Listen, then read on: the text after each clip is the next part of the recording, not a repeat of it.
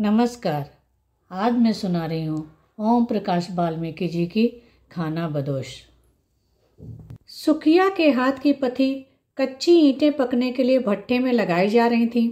भट्ठे के गलियारे में झरोखेदार कच्ची ईंटों की दीवार देखकर सुखिया आत्मिक सुख से भर गया। देखते ही देखते हजारों ईंटें भट्ठे के गलियारे में समा गई थीं। ईंटों के बीच खाली जगह में पत्थर का कोयला, लकड़ी, बुरादा, गन्ने की बाली भर दिए गए थे। असगर ठेकेदार ने अपनी निगरानी में हर चीज़ तरतीब से लगवाई थी। आग लगाने से पहले भट्ठा मालिक मुख्तार सिंह ने एक एक चीज़ का मुआयना किया था।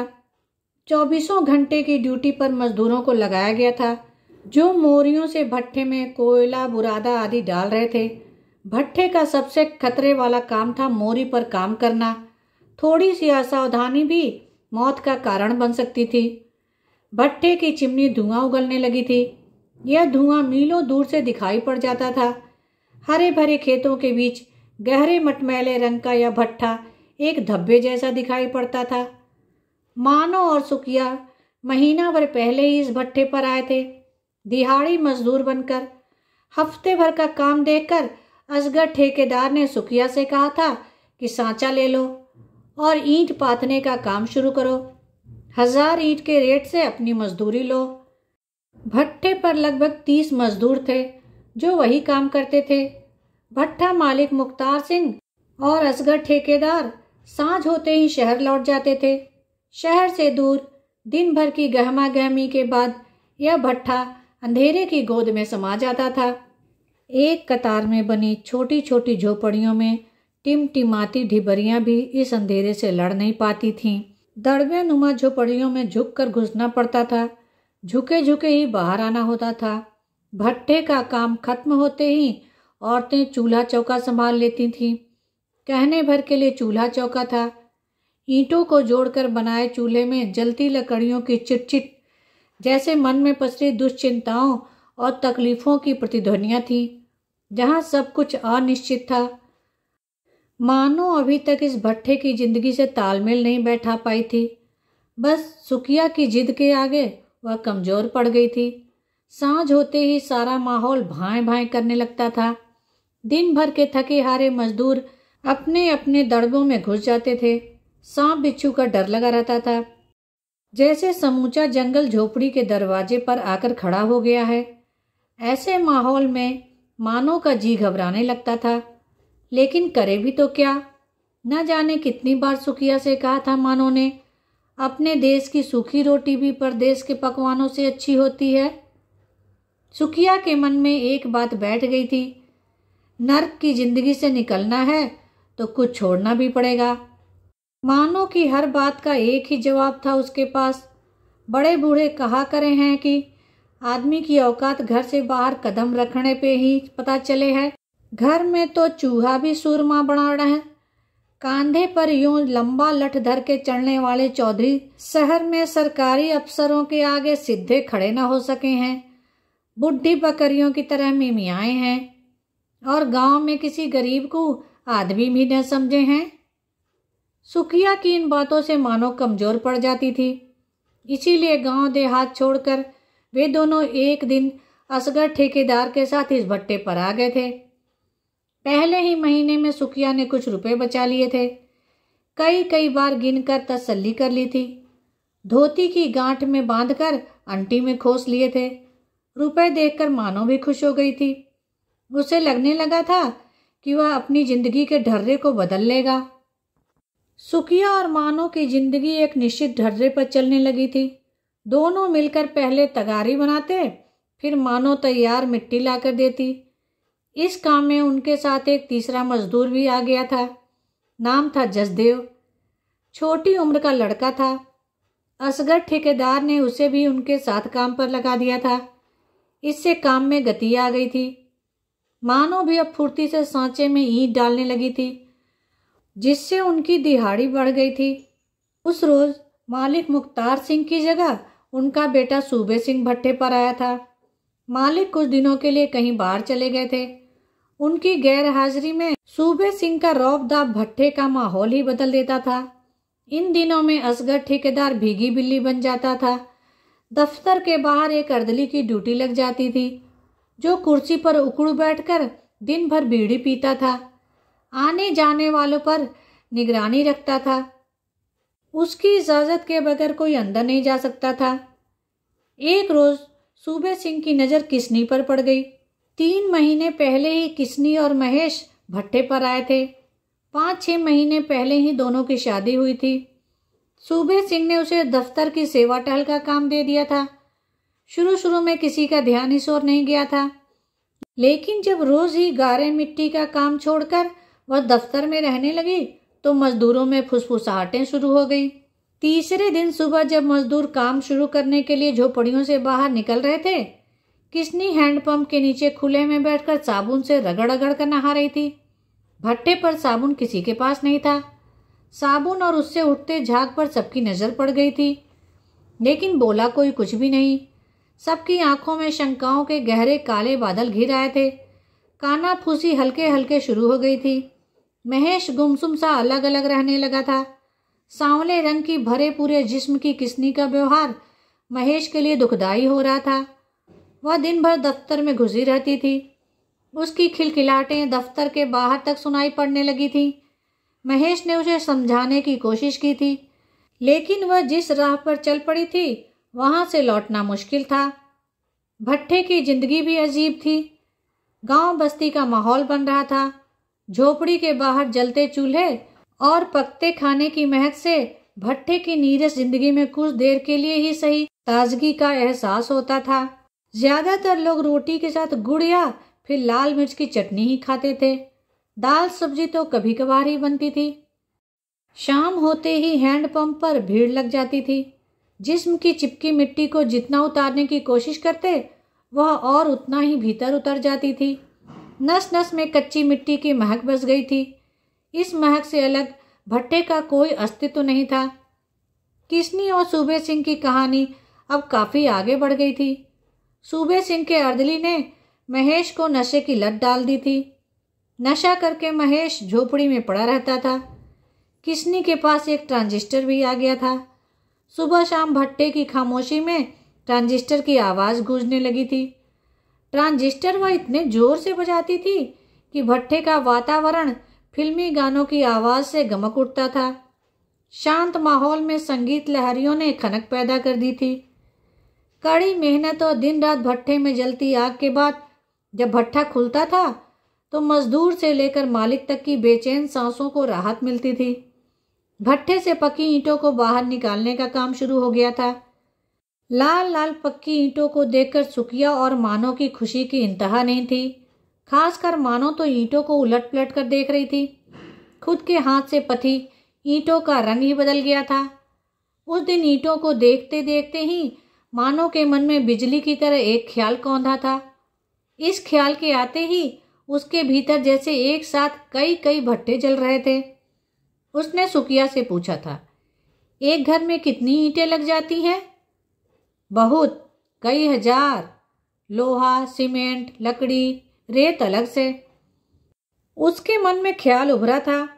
उसे तत्काल कोई आधार नहीं मिल पा रहा था। वह बेचैन हो उठी थी। उसे खामोश देखकर सुकिया ने कहा, चलो काम शुरू करना है।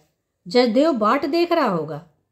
सुकिया के पीछे पीछे अनमनी ही चल दी थी मानो, लेकिन उसके दिलो दिमाग पर ईंटों का लाल रंग कुछ ऐसे छप गया था कि वह उसी में उलझ कर रह गई थी। झींगुरों की झिनझिन और बीच बीच में सियारों की आवाज़ें रात के सन्नाटे में स्याहपन घोल रही थीं। थके हारे मजदूर नींद की गहरी खाइयों में लुढ़क गए थे। मानो के ख्यालों में अभी भी लाल लाल ईंटें घूम रही थी। इन ईंटों से बना हुआ एक छोटा सा घर उसके जेहन में बस गया था। यह ख्याल जिस शिद्दत से पुख्ता हुआ था, नींद उतनी ही दूर चली गई थी। दूर किसी बस्ती से हल्के हल्के छनकर आती मुर्गे की बांग। रात के आखिरी पहर के एहसास के साथ ही मानो की पलकें नींद से भारी होने लगी थी। सुबह के ज़रूरी कामों से निपटकर जब सुकिया ने झोपड़ी में झांका तो वह हैरान रह गया था। इतनी देर तक मानो कभी नहीं सोती। वह परेशान हो गया था। गहरी नींद में सोई मानो का माथा उसने छूकर देखा। माथा ठंडा था। उसने राहत की सांस ली। मानो को जगाया। इतना दिन चढ़ गया है, उठने का मन नहीं है? मानो अनमनी सी उठी। कुछ देर यूं ही चुपचाप बैठी रही। मानो का इस तरह बैठना सुखिया को अखरने लगा था। आज क्या बात है? जी तो ठीक है? मानो अपने ख्यालों में गुम थी। मन की बात बाहर आने के लिए छटपटा रही थी। उसने सुखिया की ओर देखते हुए पूछा, क्यों जी, क्या हम इन पक्की ईंटों से घर नहीं बना सके हैं? मानो की बात सुनकर सुखिया आश्चर्य से ताकने लगा। कल की बात वह भूल चुका था। सुखिया ने गहरे अवसाद से भरकर कहा, पक्की ईंटों का घर 2-4 रुपए में ना पड़ता है। इतने ढेर से नोट लगे हैं घर बनाने में। गांठ में नहीं है पैसा, चले हाथी खरीदने। महीने भर में जो हमने इतनी ईंटें बना दी हैं, क्या अपने लिए हम ईंट ना बना सके हैं? मानो ने मासूमियत से कहा, यह भट्ठा मालिक का है, हम ईंटें उनके लिए बनाते हैं। हम तो मजदूर हैं, इन ईंटों पर अपना कोई हक ना है। सुखिया ने अपने मन में उठते दबाव को महसूस किया। इन ईंटों पर हमारा कोई भी हक ना है? क्यों? मानो ने ताज्जुब भरी कड़वाहट से कहा। उसके अंदर बवंडर चल रहा था। कुछ देर की खामोशी के बाद मानो बोली, हर महीने कुछ और बचत करें, ज्यादा ईंटें बनाएं, तब भी अपना घर नहीं बना सकते। अपने भीतर कुलबुलाते सवालों को बाहर लाना चाहती थी मानो। इतनी मजदूरी कहाँ मिलती है?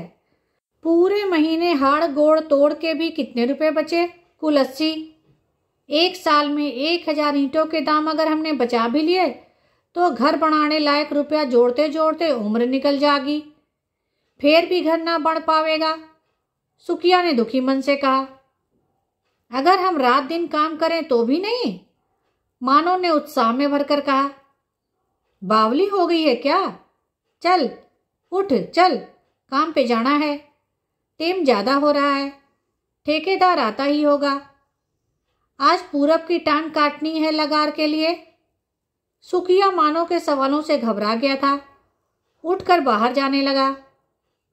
कुछ भी करो, तुम चाहो तो मैं दिन रात काम करूंगी। मुझे एक पक्की ईंटों का घर चाहिए, अपने गांव में, लाल सुर्ख ईंटों का घर। मानो के भीतर मन में हजार हजार वसंत खिल उठे थे। सुखिया और मानो को एक लक्ष्य मिल गया था। पक्की ईंटों का घर बनाना है, अपने ही हाथ की पक्की ईंटों से। सुबह होते ही काम पर लग जाते हैं और शाम को भी अंधेरा होने तक जुटे रहते हैं। ठेकेदार असगर से लेकर मालिक तक उनके काम से खुश थे। सूबे सिंह किसनी को शहर भी ले जाने लगा था। किसनी के रंग ढंग में बदलाव आ गया था। अब वह भट्ठे पर गारे मिट्टी का काम नहीं करती थी। महेश रोज रात में नशा करके मन की भड़ास निकालता था। दिन में भी अपनी झोपड़ी में पड़ा रहता था या इधर उधर बैठा रहता था। किसनी कई कई दिनों तक शहर से लौटती नहीं थी। जब लौटती, थकी, निढाल और मुरझाई हुई। कपड़ों लत्तों की अब कमी नहीं थी। उस रोज सूबे सिंह ने भट्टे पर आते ही असगर ठेकेदार से कहा था, मानो को दफ्तर में बुलाओ, आज किसनी की तबीयत ठीक नहीं है। असगर ठेकेदार ने रोकना चाहा था। छोटे बाबू, मानो को। बात पूरी होने से पहले ही सूबे सिंह ने उसे फटकार दिया था, तुमसे जो कहा गया है वही करो, राय देने की कोशिश मत करो। तुम इस भट्टे पर मुंशी हो, मुंशी ही रहो। मालिक बनने की कोशिश करोगे तो अंजाम बुरा होगा। असगर ठेकेदार की घिग्गी बंध गई थी। वह चुपचाप मानो को बुलाने चल दिया था। असगर ठेकेदार ने आवाज देकर कहा था, मानो, छोटे बाबू बुला रहे हैं दफ्तर में। मानो ने सुखिया की ओर देखा। उसकी आंखों में भय से उत्पन्न कातरता थी। सुखिया भी इस बुलावे पर हड़बड़ा गया था। वह जानता था मछली को फंसाने के लिए जाल फेंका जा रहा है। गुस्से और आक्रोश से नसें खिंचने लगी थी। जसदेव ने भी सुखिया की मनस्थिति को भांप लिया था। वह फुर्ती से उठा, हाथ पांव पर लगी गीली मिट्टी छुड़ाते हुए बोला, तुम यहीं ठहरो, मैं देखता हूं। चलो चाचा। असगर के पीछे पीछे चल दिया। असगर ठेकेदार जानता था कि सूबे सिंह शैतान है, लेकिन चुप रहना उसकी मजबूरी बन गई थी। जिंदगी का खास हिस्सा उसने भट्ठे पर गुजारा था। भट्ठे से अलग उसका कोई वजूद नहीं था। असगर ठेकेदार के साथ जसदेव को आता देखकर सूबे सिंह बिफर पड़ा था। तुझे किसने बुलाया है? जी, जो भी काम हो बताइए, मैं कर दूंगा। जसदेव ने विनम्रता से कहा। क्यों? तू उसका खसम है या उसकी? सूबे सिंह ने अपशब्दों का इस्तेमाल किया। बाबूजी, आप किस तरह बोल रहे हैं? जसदेव के बात पूरी करने से पहले ही एक झन्नाटेदार थप्पड़ उसके गाल पर पड़ा। जानता नहीं, भट्ठे की आग में झोंक दूंगा, किसी को पता भी नहीं चलेगा, हड्डियां तक नहीं मिलेगी राख से, समझा? सूबे सिंह ने उसे धकिया दिया। जसदेव गिर पड़ा था। जब तक वह संभल पाता, लात घूंसों से सूबे सिंह ने उसे अधमरा कर दिया था। चीख पुकार सुनकर मजदूर उनकी ओर दौड़ पड़े थे। मजदूरों को एक साथ आता देखकर सूबे सिंह जीप में बैठ गया था। देखते ही देखते जीप शहर की ओर दौड़ गई थी। असगर ठेकेदार दफ्तर में जा घुसा था। सुखिया और मानो जसदेव को उठाकर झोपड़ी में ले गए थे। वह दर्द से करा रहा था। मानो ने उसकी चोटों पर हल्दी लगा दी थी। सुखिया गुस्से में कांप रहा था। मानो के अवचेतन में असंख्य अंधेरे नाच रहे थे। वह किसने नहीं बनना चाहती थी? इज्जत की जिंदगी जीने की अदम्य लालसा उसमें भरी हुई थी। उसे एक घर चाहिए था, पक्की ईंटों का, जहां वह अपनी गृहस्थी और परिवार के सपने देखती थी। समूचा दिन अदृश्य भय और दहशत में बीता था। जसदेव को हल्का बुखार हो गया था। वह अपनी झोपड़ी में पड़ा था। सुखिया उसके पास बैठा था। आज की घटना से मजदूर डर गए थे। उन्हें लग रहा था कि सूबे सिंह किसी भी वक्त लौट कर आ सकता है। शाम होते ही भट्ठे पर सन्नाटा छा गया था। सब अपने अपने खोल में सिमट गए थे। बूढ़ा बिलसिया, जो अक्सर बाहर पेड़ के नीचे देर रात तक बैठा रहता था, आज शाम होते ही अपनी झोपड़ी में जाकर लेट गया था। उसके खांसने की आवाज भी आज कुछ धीमी हो गई थी। किशनी की झोपड़ी से ट्रांजिस्टर की आवाज भी नहीं आ रही थी। बीच बीच में हैंडपंप की खंच खंच ध्वनि इस खामोशी में विघ्न डाल रही थी। पंप जसदेव की झोपड़ी के ठीक सामने था। सभी को पानी के लिए इसी पंप पर आना पड़ता था। भट्ठे पर दवा दारू का कोई इंतजाम नहीं था। कटने फटने पर घाव पर मिट्टी लगा देना था। कपड़ा जलाकर राख भर देना ही दवाई की जगह काम आती थी। मानो ने अधूरे मन से चूल्हा जलाया था। रोटियां सेंक कर सुखिया के सामने रख दी थी। सुखिया ने भी अनिच्छा से एक रोटी हलक के नीचे उतारी थी। उसकी भूख जैसे अचानक मर गई थी। मानो को लेकर उसकी चिंता बढ़ गई थी। उसने निश्चय किया कि वह मानो को किसनी नहीं बनने देगा। मानो भी गुमसुम अपने आप से ही लड़ रही थी। बार बार उसे लग रहा था कि वह सुरक्षित नहीं है। एक सवाल उसे खाए जा रहा था, क्या औरत होने की यही सजा है? वह जानती थी कि सुखिया ऐसा वैसा कुछ नहीं होने देगा। वह महेश की तरह नहीं है। भले ही यह भट्ठा छोड़ना पड़े। भट्ठा छोड़ने के ख्याल से ही वह सिहर उठी। नहीं, भट्ठा नहीं छोड़ना है। अपने आप को आश्वस्त किया, अभी तो पक्की ईंटों का घर बनाना है। मानो रोटियां लेकर बाहर जाने लगी तो सुखिया ने टोका, कहाँ जा रही है? जसदेव भूखा प्यासा पड़ा है, उससे रोटी देने जा रही हूं। मानो ने सहज भाव से कहा। बामन तेरे हाथ की रोटी खावेगा? अक्ल मारी गई है तेरी?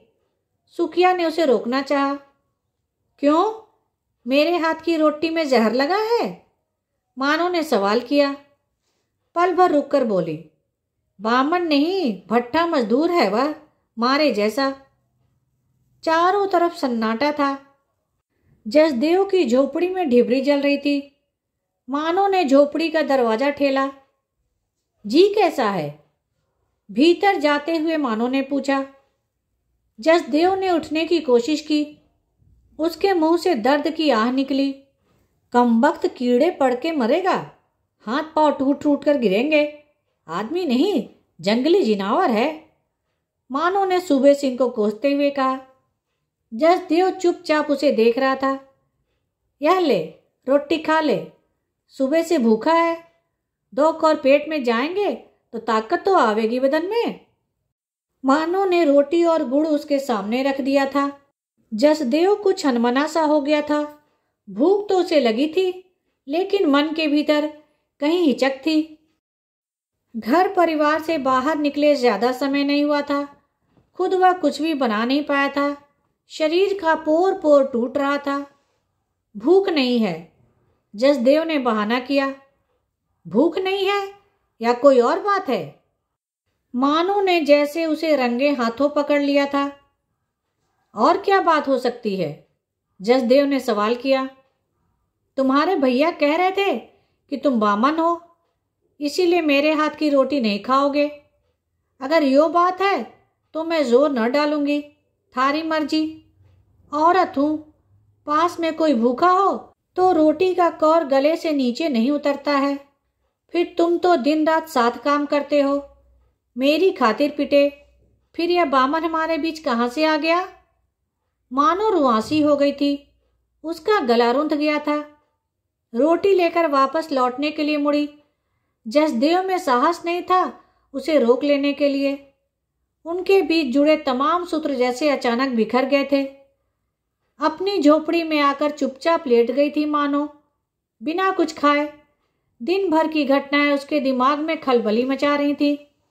जसदेव भूखा है, यह एहसास उसे परेशान कर रहा था। जसदेव को लेकर उसके मन में हलचल थी।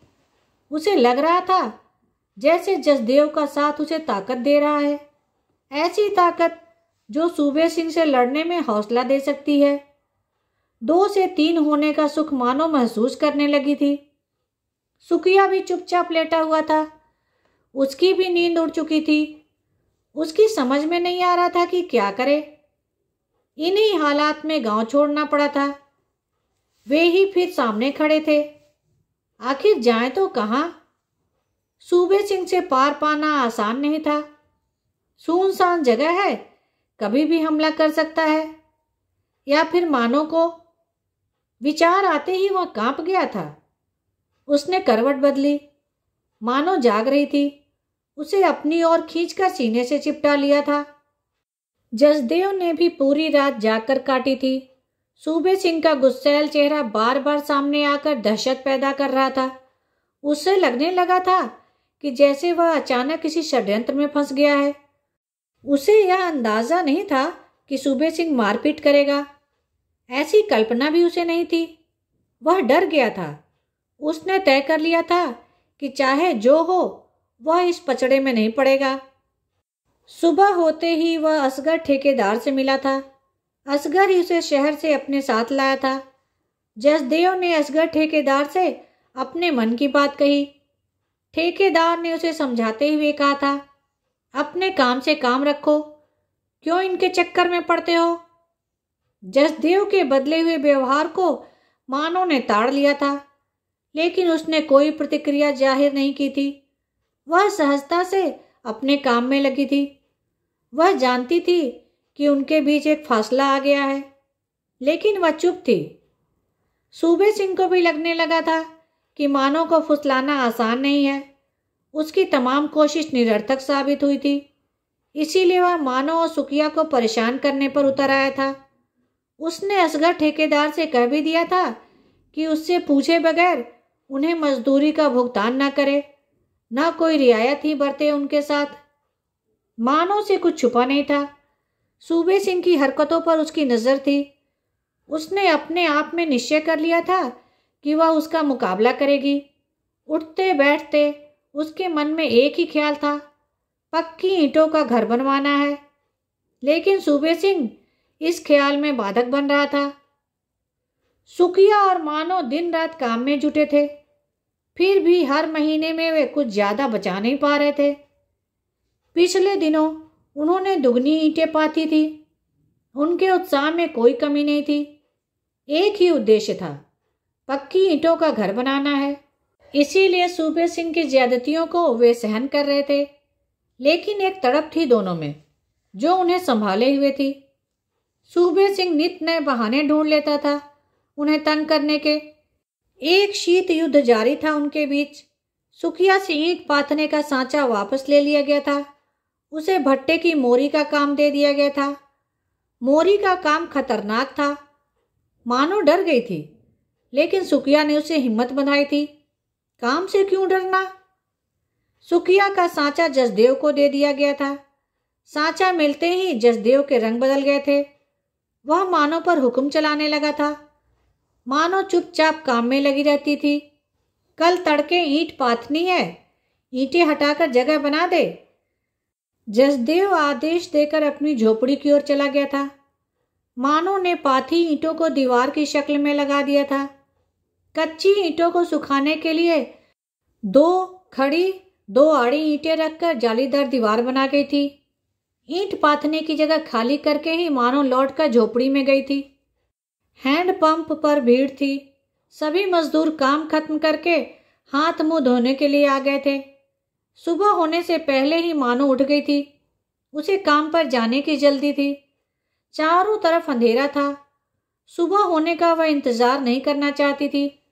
उसने जल्दी जल्दी सुबह के काम निपटाए और ईंट पाथने के लिए निकल पड़ी थी। सूरज निकलने में अभी देर थी। जसदेव से पहले ही वह काम पर पहुंच जाती थी। इक्का दुक्का मजदूर ही इधर उधर दिखाई पड़ रहे थे। वह तेज कदमों से ईंट पाथने की जगह पर पहुंच गई थी। वहां का दृश्य देखकर वह अवाक रह गई थी। सारी ईंटें टूटी फूटी पड़ी थी, जैसे किसी ने उसे बेदर्दी से रौंद डाला था। ईंटों की दयनीय अवस्था देखकर उसकी चीख निकल गई थी। वह दहाड़े मार मार कर रोने लगी थी। आवाज सुनकर मजदूर इकट्ठा हो गए थे। जितने मुंह उतनी बातें, सब अपनी अपनी अटकलें लगा रहे थे। रात में आंधी तूफान भी नहीं आया था। न ही किसी जंगली जानवर का ही यह काम हो सकता है। कई लोगों का कहना था किसी ने जानबूझकर ईंटें तोड़ी हैं। मानो का हृदय फटा जा रहा था। टूटी फूटी ईंटों को देखकर वह बौरा गई थी, जैसे किसी ने उसके पक्के ईंटों के मकान को ही धराशायी कर दिया था। जसदेव काफी देर बाद आया था। वह निरपेक्ष भाव से चुपचाप खड़ा था, जैसे इन टूटी फूटी ईंटों से उसका कुछ लेना देना ही ना हो। सुखिया भी हो हल्ला सुनकर मोरी का काम छोड़कर आया था। ईंटों की हालत देखकर उसका भी दिल बैठने लगा था। उसकी जैसे हिम्मत टूट गई थी। वह फटी फटी आंखों से ईंटों को देख रहा था। सुखिया को देखते ही मानो और जोर जोर से रोने लगी थी। सुखिया ने मानो की आंखों से बहते तेज अंधड़ों को देखा और उनकी किरकिराहट अपने अंतर मन में महसूस की। सपनों के टूट जाने की आवाज उसके कानों को फाड़ रही थी। असगर ठेकेदार ने साफ कह दिया था, टूटी फूटी ईंटें हमारे किस काम की, इनकी मजदूरी हम नहीं देंगे।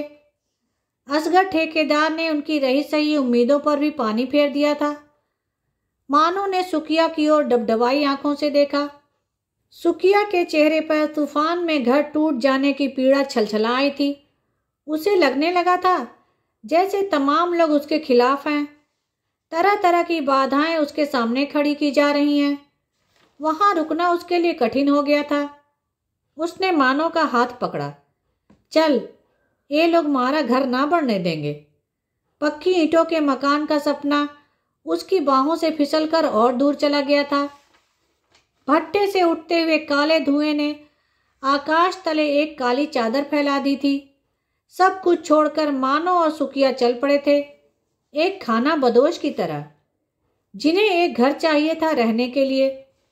पीछे छूट गए थे कुछ बेतरतीब पल, पसीने के अक्स जो कभी इतिहास नहीं बन सकेंगे।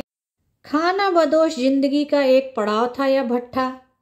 सुखिया के पीछे पीछे चल पड़ने से पहले मानो ने जसदेव की ओर देखा था।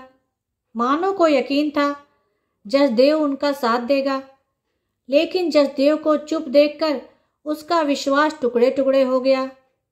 मानो के सीने में एक टीस उभरी थी। सर्द सांस में बदलकर मानो को छलनी कर गई थी। उसके होठ फड़फड़ाए थे कुछ कहने के लिए, लेकिन शब्द घुटकर रह गए थे। सपनों के कांच उसकी आंख में किरकिरा रहे थे। वह भारी मन से सुकिया के पीछे पीछे चल पड़ी थी, अगले पड़ाव की तलाश में, एक दिशाहीन यात्रा पर। धन्यवाद। मेरे चैनल को लाइक करें, शेयर करें और सब्सक्राइब करें, जिससे सभी कहानियाँ आपको समय पर मिल जाएं।